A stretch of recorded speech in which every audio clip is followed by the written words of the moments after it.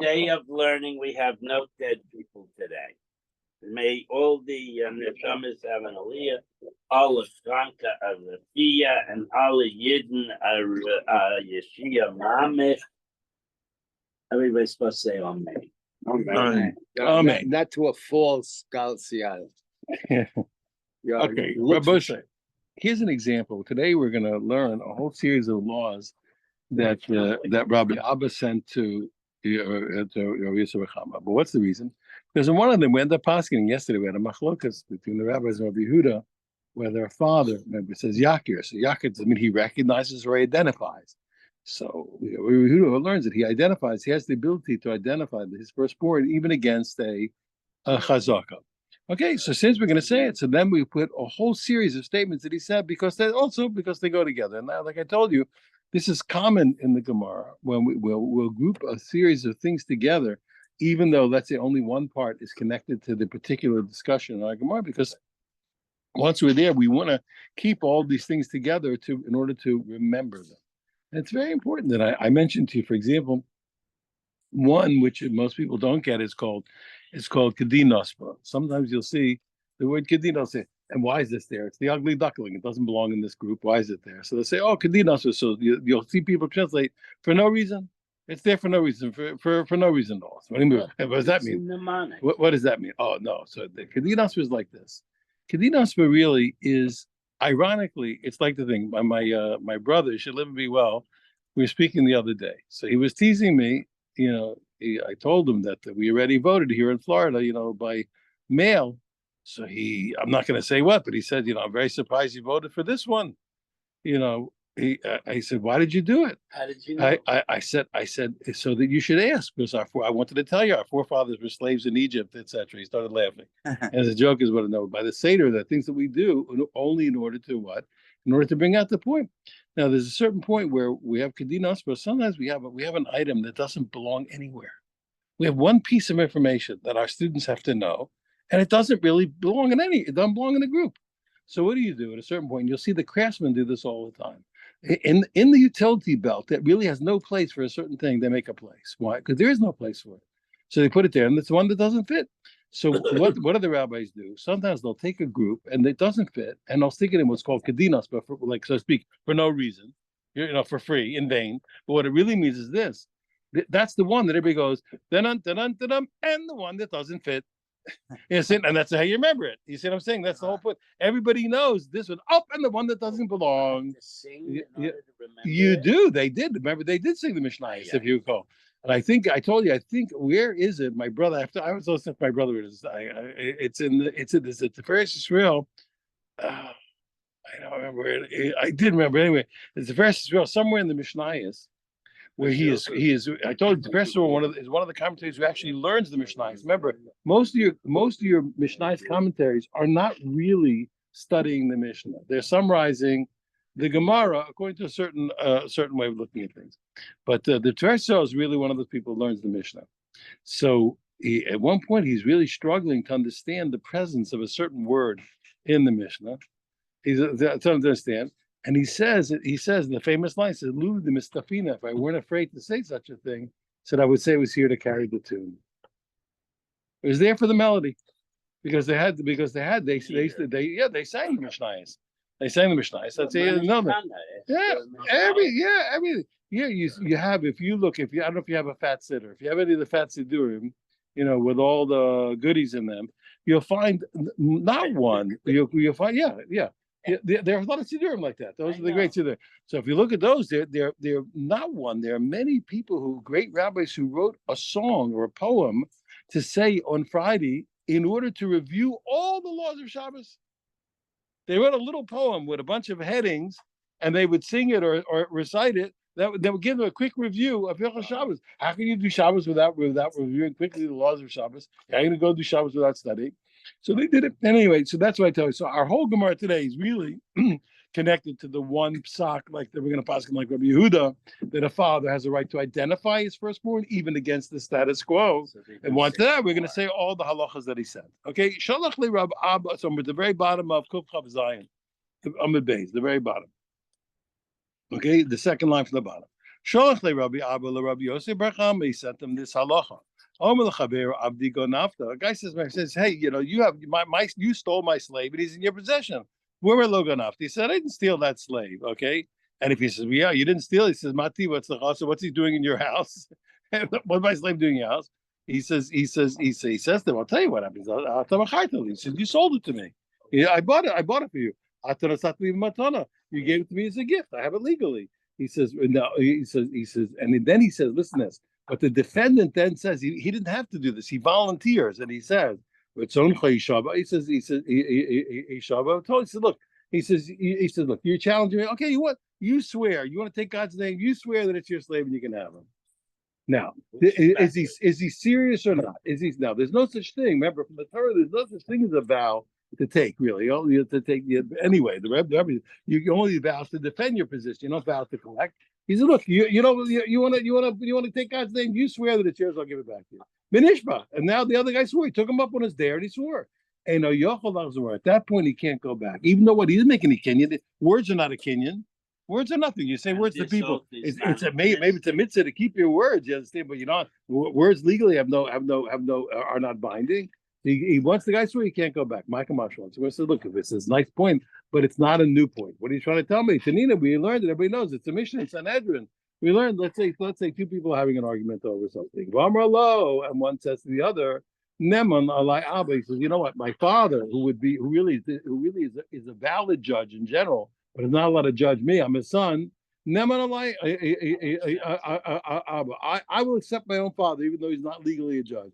Neman alai Avicha. I'll accept your father, even though in this case he's not legally a judge because he's your father.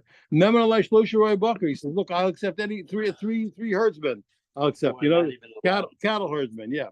Mayor says, listen, see, even though he agreed, he can go back because they didn't make a kinyan. So you can go back on words. But he says, no, once he gave the word, even though there's no kinyan, okay, because when a person, it's not so simple. When a person accepts something that's clearly not the halacha, then he can't go back. It's clearly not the halacha. It's not the halacha. But he said he's accepting that he can't go back on. I understand something here. The person said he wanted to take an oath, right? He said look, there's two stories here, but the main story is this. A guy says, look, you stole that slave in your house is mine. Right. He says, listen, it's not yours. I bought it, or you gave it to me as a gift, and it's tough luck. If the guy can't prove it, it's goodbye, Charlie. Nevertheless, so the defendant is he doesn't have to do anything. Go home and forget about the guy. He can laugh and turn around, leave. Instead, he makes himself vulnerable. He says, listen, you really believe you're right? You swear it's your slave and I'll give it back to you. It's not legally binding. It means nothing. He doesn't swear. No, and then the guy swore. Then the plaintiff swore. But the truth is, yes, there's no right for him to swear. What happens after he swore? So we said the halacha is that once the defendant agreed to it, to something that's not the law, he can't back out. Okay, that's the trend. We said, okay, you're right. It's a good point, but we didn't learn the Sanhedrin. We learned this opinion that if a guy swore so Rabbi Meir said no, the rabbi said yeah, the rabbi said he can go back, and the rabbi said no. If you agree to something and it's clearly not the halacha and you bring yourself vulnerable, you can't go back even without a kinyan. He said, no. I said the Gemara says no. So what are you telling me? So what is the chiddush here?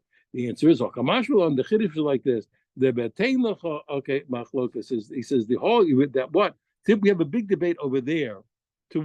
In which case, who is it? The defendant, is it the plaintiff, the defendant? Who becomes bound by a non-legal admission? Okay, so the answer is what? The when it was here, the machlok is what that argument to remand the chachamim was even in the case where what? Not only where the plaintiff took on something, but where the defendant took on something. He says, the argument is there, and the halacha follows the rabbis that he accepted something that that was against the halacha, they're not legally bound, even though it was without a kinyan, that it's binding. That's the chiddush. Another law. Sholach Rabbi Yosef bar Chama.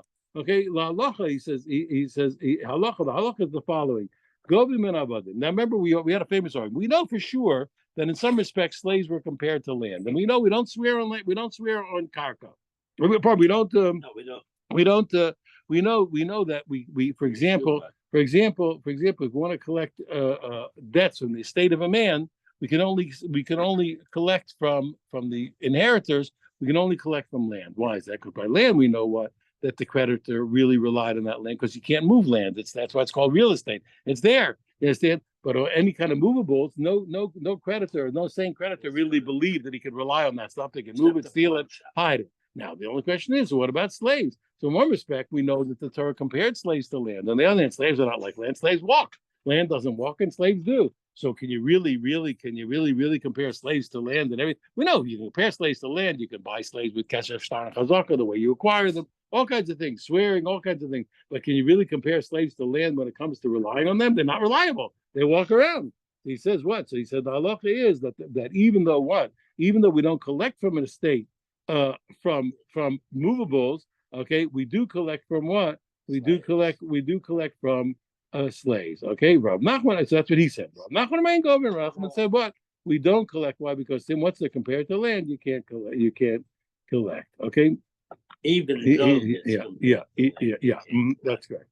Shalach le Rabbi Abba le Rabbi Yosef Brachama. Yeah, that was correct. So he sent them the following. Another one. Halacha. Now you know we have different words for relatives. So two brothers are called first tier relatives. Two brothers are first tier relatives. Their children, two cousins, are called second tier relatives. A grandson to his grandfather's brother is called a third tier relative. Okay, cousin once removed. Yeah. So so now we have to see. So who can be a kosher aid? You know, you can't have testimony against your relatives. Okay, so he sent them the following. He says the halacha is this: shlishi b'sheni, a third party to the second. So for example, in other words, cousins. Pardon me.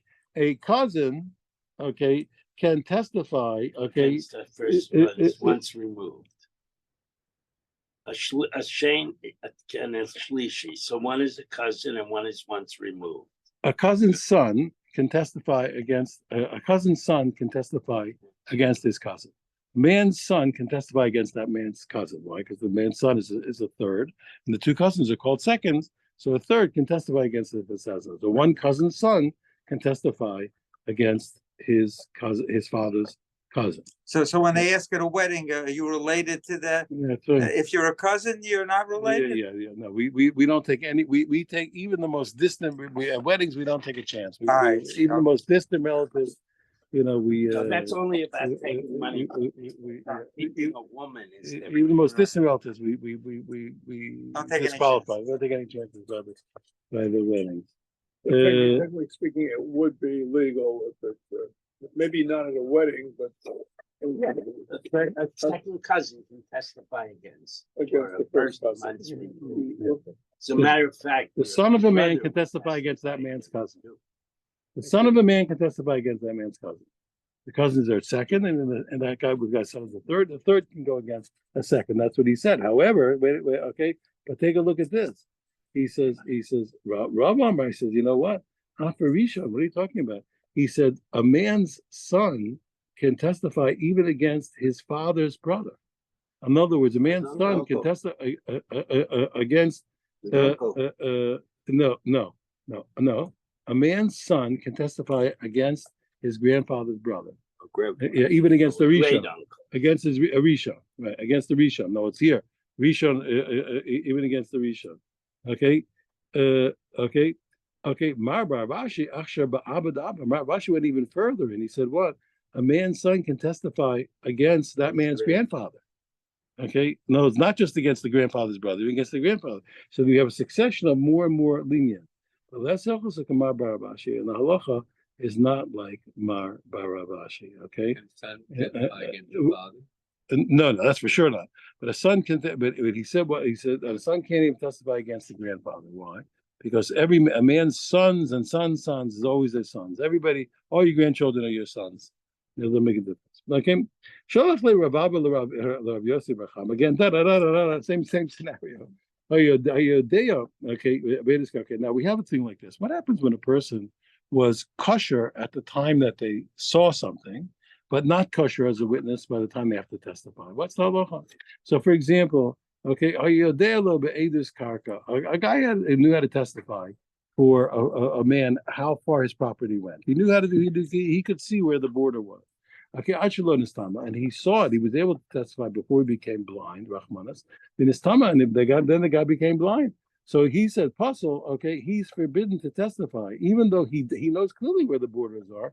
He's forbidden to testify once he became blind. Why? Because since he can't show us, he can't go there and say here. Since he can't see the ways he testifies, he's not allowed to tell us. Shmuel Amar, so that's what he said. Shmuel Amar kosher. He said, what are you talking about? He's kosher. Why? He can still tell me what he can identify the borders by landmarks, etc. Next to the old rock there, next to the twisted tree. So he can, even though he's blind at this moment, he can still testify to the borders.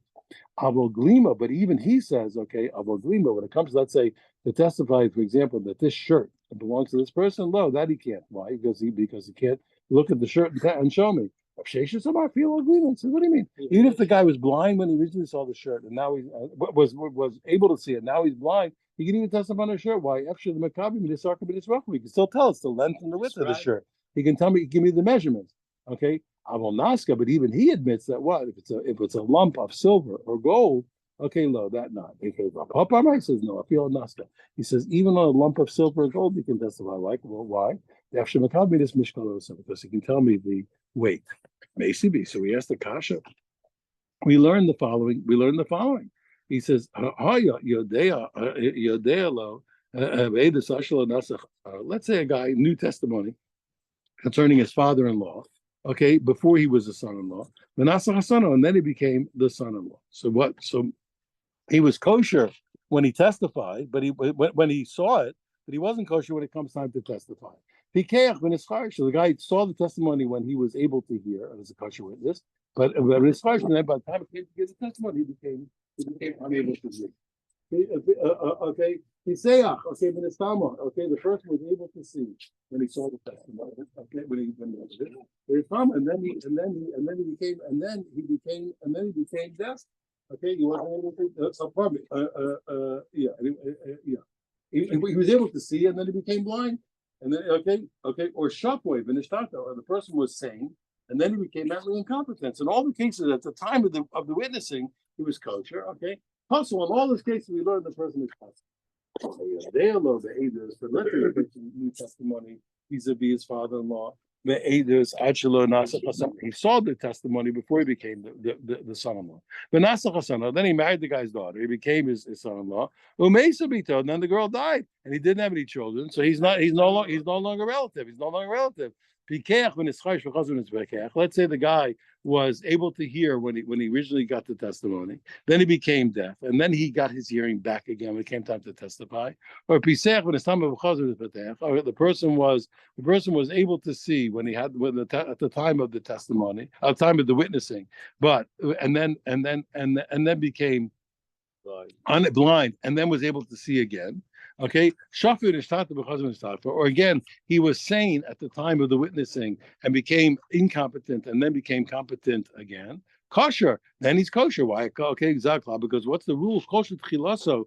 Okay, osofa passes. If any beginning, the witnessing or the time of testimony is possible, or at the beginning of the end, the witnessing of the testimony, the passes if he's disqualified as witness, possible that he can't testify.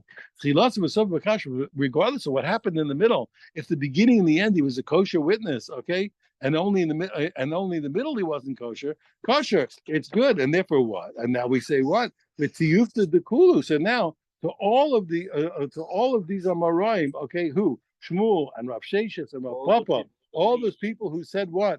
Who said at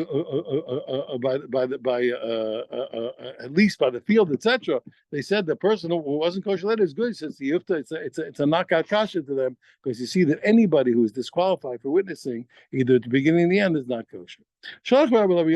Again, the same thing. Here we are. Finally come to the one that's connected to us. Neman. And now we don't know what it's talking about. It's written enigmatically. A person says about a child amongst the sons, a baby amongst the sons, okay, he's believed. Okay, we don't know what he's talking about. Rabbi Yochanan says not believed. What are they talking about? My kamar. What are they talking about? Amra Abai said, this is what they were saying. A guy says about one kid, a baby amongst the boys, all of my inheritance goes to him. Okay, in the other words, they're not getting anything. Neman, he's believed.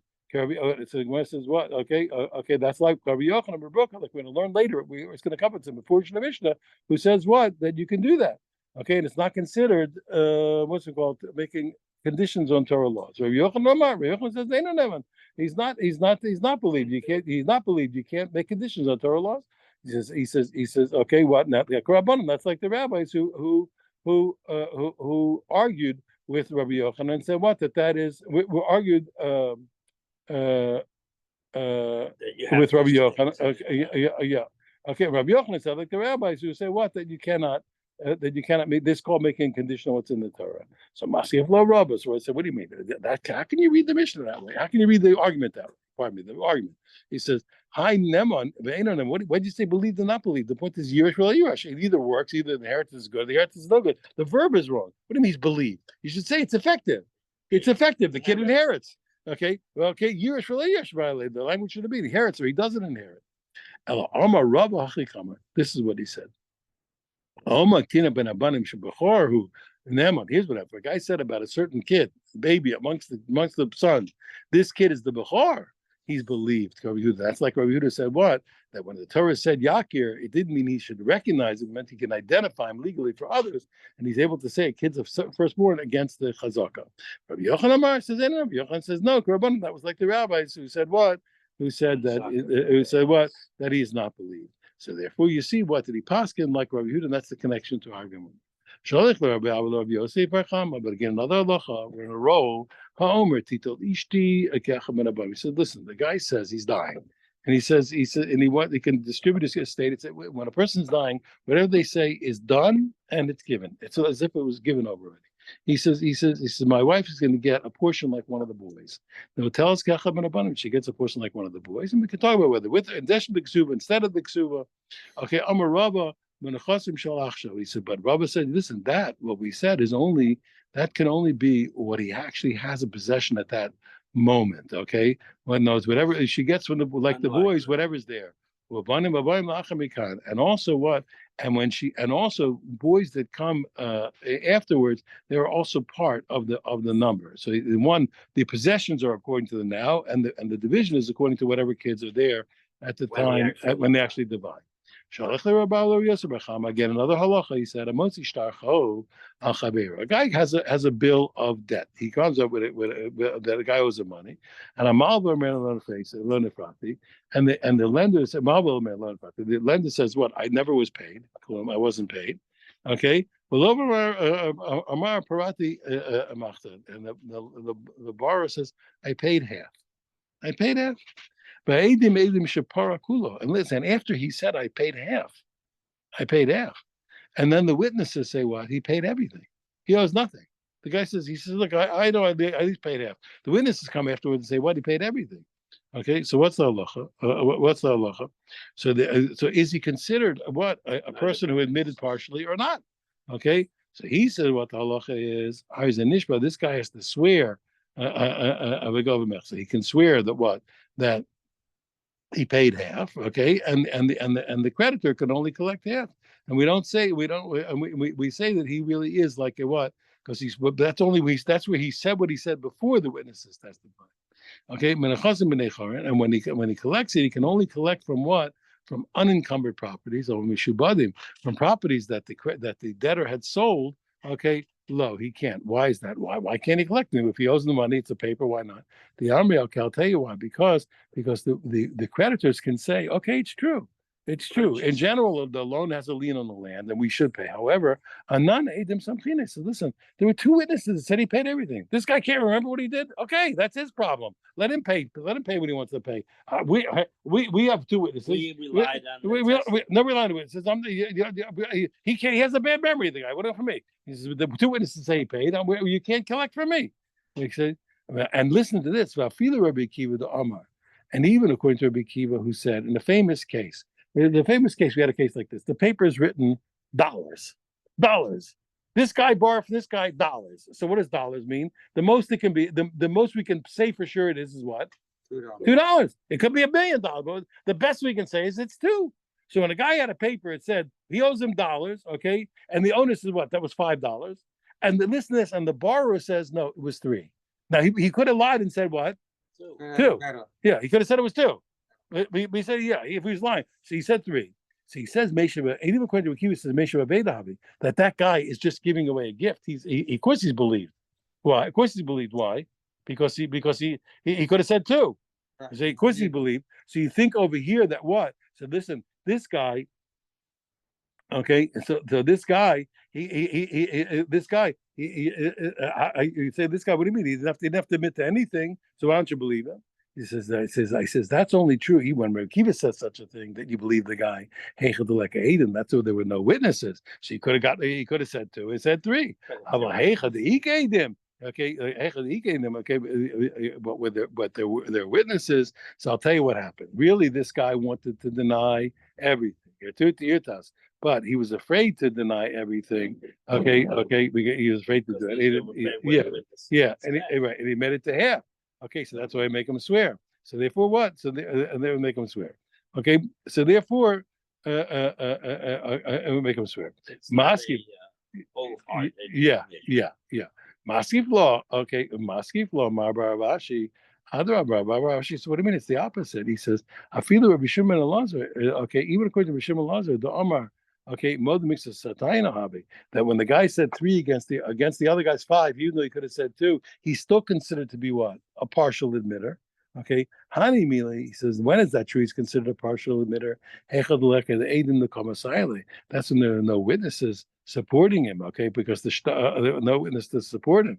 Okay, because the paper, which is like the witnesses said 2. Okay, is 2. Okay, but he has witness to support him. Okay, that what? Because where he says what they say he's completely exempt. Okay, and he says he has to pay half. But there, he's certainly considered to be what? He's certainly considered to be what? Just returning. A guy who's giving us something, returning something, and he is putter from swearing. Now I'm going to do the next part, even though it goes into the next page, because we can complete the subject. Okay. Dark Marzutra Mishmei the Rav Shimi Barabashi. Hilchos B'chol Hadish Maishas of all these rules that we just learned, all these reports, the Sholach Rav Rav Yosef Bar Chama. It all follows every place where Rav what Rabbi Abba said. So he said to Rav Lei Ravina Ramashi. So he said to him, he says, what do you mean? He says, Rav Nachman. Wait a second, Rav Nachman, who disagreed with him. And he said you can't collect from slaves that were inherited in the estate. He says, what are you going to say? 1 second. We have a rule. Everybody, okay.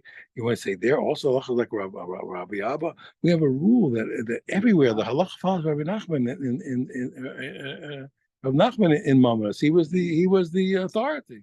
How could you say that? Amalei says you're right. He says the truth is that what I said is true, but you have to amend the report of the discussion.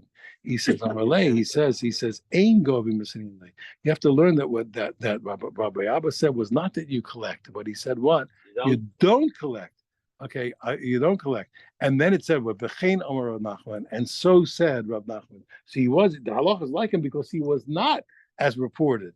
As we reported, he was in contradiction to Rav. No, what he actually said was exactly in accordance with Rav Nachman.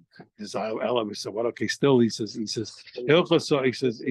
to say the halacha? Tell me one. You want the mechadish me the halacha follows in all 70 cases? Who came mine? He says, what are you coming to the school? So why should I? My case, I understand it. With the case I say about okay, but otherwise, there's no reason. There's no reason. What was the reason to believe that halacha doesn't follow? That you got to tell me that it does.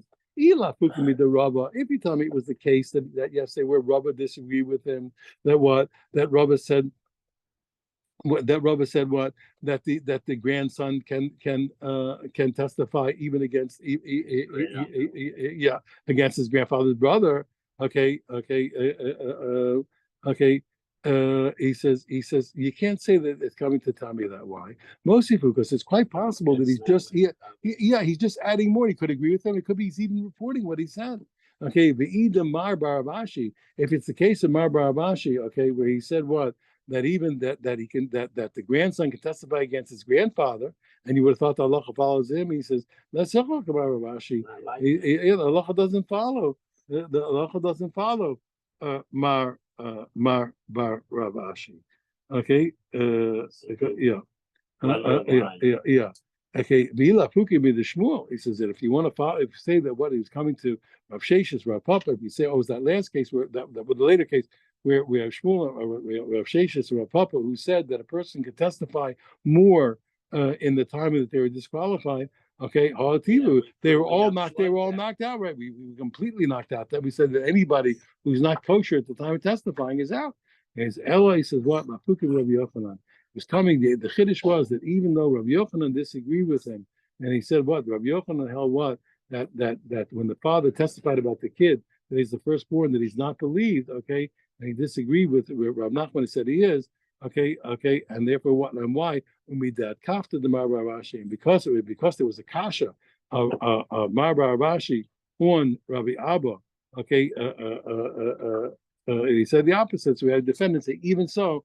Allah follows him, and the father is believed like Rabbi Yehuda, and that we'll call it daf. That's a lot of data on that daf. Nothing I can do about it. That's the page. You gotta. You can do it. Yeah, nothing I can do about it. That's the way they. That's the way they wrote it. Complicated. Lulu after 9. I always tell minutes people. after Always tell all my years. I tell the students that every time I learned the Torah, I thank God that I didn't write it. Why? Because every time I see, I would have written it wrong. Every day that I learn, I say I would have written it wrong. No, you'd have written it Different, yeah.